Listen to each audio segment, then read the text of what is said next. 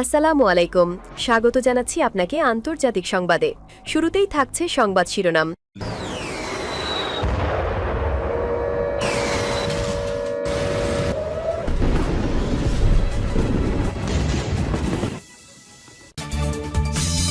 গাজায় ৭০ বছর বয়সী নারীকে তাড়া করে মারল ইসরায়েলি ড্রোন। গাজা যুদ্ধবিরতির দ্বিতীয় পর্যায় শীঘ্রই শুরু বলল নেতানিয়াহু। পশ্চিম তীর ছাড়া গাজার যুদ্ধবিরতি অসম্পূর্ণ বলল কাতারের প্রধানমন্ত্রী। ইরানের সামরিক মহড়ায় একসঙ্গে ভারত পাকিস্তানের সেনারা। হামলার আশঙ্কায় সামরিক শক্তি বাড়াচ্ছে ভেনেজুয়েলা। ইউক্রেনে আবারও বড় আকারে বিমান হামলা শুরু করল রাশিয়া। শিরোনাম শুনছিলেন, এবার বিস্তারিত।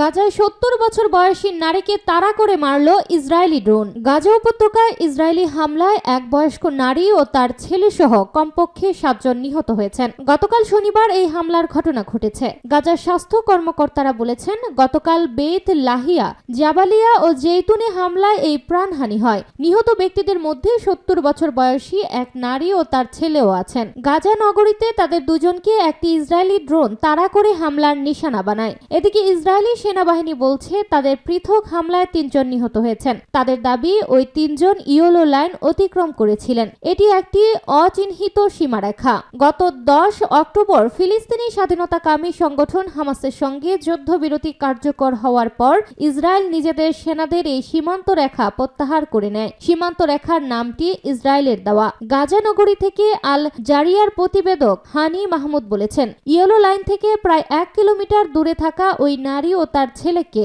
একটি কোয়াডকপ্টার ড্রোন তাড়া করছিল। ড্রোনটি অনবরত তাদের মাথার উপর উড়াউড়ি করছিল, এজন্য কেউ তাদের কাছে পৌঁছাতে পারেননি। পরে রক্তক্ষরণে মারা যান তারা। হানি মাহমুদের মতে, এটি গাজায় যুদ্ধবিরতি কার্যকর হওয়ার পর গত ৫০ দিনে ইসরায়েলের চুক্তি লঙ্ঘনের অসংখ্য ঘটনার একটি নজির মাত্র।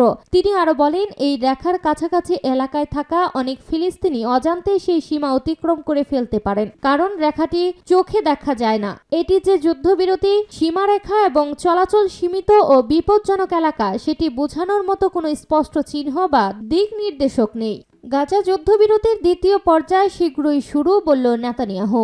ইসরায়েলের প্রধানমন্ত্রী বেনিয়ামিন নেতানিয়াহু রোববার বলেছেন, গাজার জন্য মার্কিন যুক্তরাষ্ট্রের সমর্থিত যুদ্ধবিরতি পরিকল্পনার দ্বিতীয় পর্যায় শীঘ্রই শুরু হবে। জার্মান চ্যান্সেলর ফ্রিডরিখ মের্জের সঙ্গে এক যৌথ সংবাদ সম্মেলনে নেতানিয়াহু বলেন, আমরা গাজার হামাস শাসনে শেষ করার উপায় নিয়ে আলোচনা করেছি। প্রথম অংশ আমরা সম্পূর্ণ করেছি এবং খুব শীঘ্রই আমরা দ্বিতীয় পর্যায়ে যাব, যা আরো জটিল। তিনি আরো জানান, এই মাসের শেষে তিনি মার্কিন প্রেসিডেন্ট ডোনাল্ড ট্রাম্পের সঙ্গে বৈঠক করবেন। পশ্চিম তীর ছাড়া গাজার যুদ্ধবিরতি অসম্পূর্ণ বলল কাতারের প্রধানমন্ত্রী। কাতারের প্রধানমন্ত্রী শেখ মোহাম্মদ বিন আব্দুর রহমান আল থানি বলেছেন, পশ্চিম তীরকে অন্তর্ভুক্ত না করলে গাজা উপত্যকার যুদ্ধবিরতি চুক্তি অসম্পূর্ণই থাকবে। শনিবার ৬ ডিসেম্বর দোহা ফোরাম ২০২৫-এ এক আলোচনায় এই কথা বলেন তিনি। শেখ মোহাম্মদ বিন আব্দুর রহমান আল থানি আরো বলেন, কাতার আঞ্চলিক স্থিতিশীলতাকে অত্যন্ত গুরুত্বপূর্ণ মনে করে এবং এটিকে নিজ দেশের জাতীয় নিরাপত্তারই অংশ হিসেবে দেখে। তিনি জানান, কাতার সামরিক শক্তি প্রদর্শনের কোনো চেষ্টা করে না, বরং কূটনীতি, বিনিয়োগ ও কৌশলগত অংশীদারিত্বের মাধ্যমে প্রভাব বিস্তার করতে চায়, যা কাতারের বৈশিষ্ট্যপূর্ণ ভূমিকা। শেখ মোহাম্মদ বলেন, ক্রমবর্ধমান বিভক্ত আন্তর্জাতিক প্রেক্ষাপটে কাতার মধ্যস্থতার মাধ্যমে দ্বন্দ্ব সমাধানে কাজ করে। তাই তারা সব পক্ষের সঙ্গে যোগাযোগ রাখে এবং পক্ষপাত এড়িয়ে চলে, কারণ যোগাযোগের পথ খোলা না থাকলে কোনো বিরোধ টেকসইভাবে মীমাংসা করা যায় না। তিনি আরো বলেন, ২০১৩ সাল থেকে কাতারে যত অগ্রগতি এসেছে, সবই এসেছে সংশ্লিষ্ট প্রতিটি পক্ষের সঙ্গে তাদের সম্পৃক্ততার ফল হিসেবে। কাতারের প্রধানমন্ত্রী ইসরায়েল ফিলিস্তিন সংকটের মূল কারণ সমাধানের গুরুত্ব তুলে ধরেন, যা শুধু গাজার বিধ্বস্ত অবস্থান পুনর্গঠনের মধ্যে সীমিত নয়। পশ্চিম তীরের পরিস্থিতি ও ফিলিস্তিনিদের জাতীয় আকাঙ্ক্ষা পূরণের বিষয়টিও এতে অন্তর্ভুক্ত। তিনি বলেন, গাজার যুদ্ধবিরতি নিয়ে এখন আমরা গুরুত্বপূর্ণ মুহূর্তে আছি। মধ্যস্থতাকারীরা চুক্তির দ্বিতীয় ধাপ বাস্তবায়নে একসঙ্গে কাজ করছে, যা আরেকটি অন্তর্বর্তী ধাপ। তিনি জানান, কাতার, তুরস্ক, মিশর ও যুক্তরাষ্ট্র মিলেই এই পরবর্তী ধাপের দিক নির্দেশনা নির্ধারণ করছে। ইরানের সামরিক মহড়ায় একসঙ্গে ভারত পাকিস্তানের সেনারা। ইরানের আয়োজনে দেশটিতে চলতি সপ্তাহে এক সামরিক মহড়ায় একই সঙ্গে অংশ নিয়েছে ভারত ও পাকিস্তানের সামরিক বাহিনীর সদস্যরা। চীনের নেতৃত্বে সহযোগিতা জোট সাংহাই কো অপারেশন অর্গানাইজেশনের অন্তর্ভুক্ত দেশগুলোর সদস্যদের নিয়ে শাহানত 2025 শীর্ষক এই মহড়া অনুষ্ঠিত হয়। মহড়ার চিফ প্রতিদ্বন্দ্বী দুই দেশের অংশগ্রহণ বিরল ঘটনার জন্ম দিয়েছে। এর আগে গত মে মাসে নয়াদিল্লি ও ইসলামাবাদের মধ্যে ধ্বংসাত্মক সংঘর্ষ হয়। সংঘর্ষ শেষ হলেও দুই দেশের মধ্যে এখনো শীতল সম্পর্ক চলছে।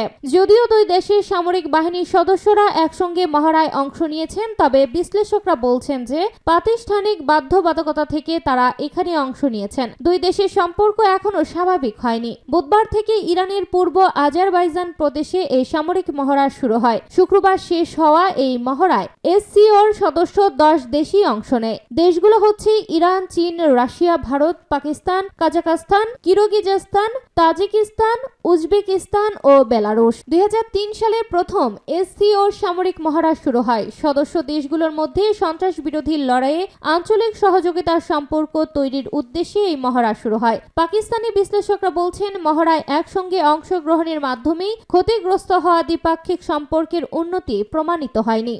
হামলার আশঙ্কায় সামরিক শক্তি বাড়াচ্ছে ভেনেজুয়েলা। বেশ কয়েক মাস ধরে যুক্তরাষ্ট্রের সঙ্গে ভেনেজুয়েলার চলা উত্তেজনা চরম আকার ধারণ করেছে। মাদক পাচারের বিরুদ্ধে লড়াইয়ের নামে তেল উৎপাদনকারী দেশটির উপর ব্যাপক হারে সামরিক চাপ বাড়িয়েছে ওয়াশিংটন। যে কোনো সময় ভেনেজুয়েলায় সামরিক অভিযান চালাতে পারে মার্কিন প্রশাসন। তবে সহজে হার মানতে নারাজ ভেনেজুয়েলা। যুক্তরাষ্ট্রের সকল অভিযোগ অস্বীকার করে সার্বভৌমত্ব রক্ষায় যে কোনো পরিস্থিতি মোকাবেলার প্রতিশ্রুতি দিয়ে আসছে দেশটির প্রেসিডেন্ট নিকোলাস মাদুরো। স্থানীয় সময় শনিবার 6 ডিসেম্বর সামরিক বাহিনীর শক্তি বাড়াতে নতুন করে 5600 সেনা মোতায়েন করেছে দেশটি। সরকারি পরিসংখ্যানের বরাতে আরব নিউজ জানায়, ভেনেজুয়েলায় প্রায় 2 লাখ সেনা এবং 2 লাখ পুলিশ কর্মকর্তা রয়েছে। কারাকাসে ভেনেজুয়েলার বৃহত্তম সামরিক কমপ্লেক্স ফুয়ের্তে তিউনাতে এক অনুষ্ঠানে দেশটির শীর্ষ সামরিক কর্মকর্তা কর্নেল গেরিবিয়েল রেন্ডন অভিযোগ করেন, মার্কিন সামরিক চাপ মূলত তাকে উৎখাত করার জন্য। সেই সাথে দেশের তেলের মজুদ দখল করার জন্য কোনো পরিস্থিতিতেই আমরা সাম্রাজ্যবাদী শক্তির আক্রমণ মেনে নেব না। ইউক্রেনে আবারও বড় আকারে বিমান হামলা শুরু রাশিয়ার। ইউক্রেনে আবারও বড় আকারে বিমান হামলা শুরু রাশিয়ার। এতে ইউক্রেনের বিভিন্ন শহর ও অবকাঠামো লক্ষ্যবস্তু করা হয়। সংবাদ মাধ্যমের প্রতিবেদনে বলা হয়, যুদ্ধ শুরুর পর ইউক্রেনের উপর রাশিয়া চালানো সবচেয়ে বড় বিমান হামলাগুলোর এটি একটি। কোনো অগ্রগতি ছাড়াই শনিবার শেষ হয় ইউক্রেন ও যুক্তরাষ্ট্রের কর্মকর্তাদের মধ্যকার 3 দিনের আলোচনা। যুক্তরাষ্ট্রের ফ্লোরিডায় অনুষ্ঠিত হয় এই আলোচনা। ইউক্রেনের প্রেসিডেন্ট ভ্লাদিমির জেলেনস্কি বলেছেন, যুক্তরাষ্ট্রের দূত স্টিভ উইটকফ ও জেরেড কুশনারের সঙ্গে তার ফোনালাপ ছিল গঠনমূলক। যদিও দুই পক্ষই স্বীকার করেছে, কোনো ধরনের গঠনমূলক অগ্রগতির বিষয়টি পুরোপুরি নির্ভর করছে মস্কো সত্যিকারের শান্তির পথে এগোতে রাজি কিনা তার উপর। আলোচনার ক্ষেত্রে এই অচল অবস্থা আবারও দেখিয়ে দিয়েছে কূটনৈতিক প্রচেষ্টা আর যুদ্ধক্ষেত্রের বাস্তব পরিস্থিতির মধ্যে বিস্তর ব্যবধান আছে। কারণ পূর্ব ইউক্রেনের রুশ বাহিনী টানা অগ্রসর হচ্ছে। ইউক্রেনীয় কর্মকর্তারা বলছেন, শুক্রবার রাতে শুরু হওয়া হামলায় রাশিয়ায় মোট 653টি ড্রোন ও 51টি ক্ষেপণাস্ত্র ব্যবহার করেছে। ইউক্রেনের বিভিন্ন প্রান্তে জ্বালানি স্থাপনা ও গুরুত্বপূর্ণ অবকাঠামোগুলো হামলার নিশানা করা হয়েছে।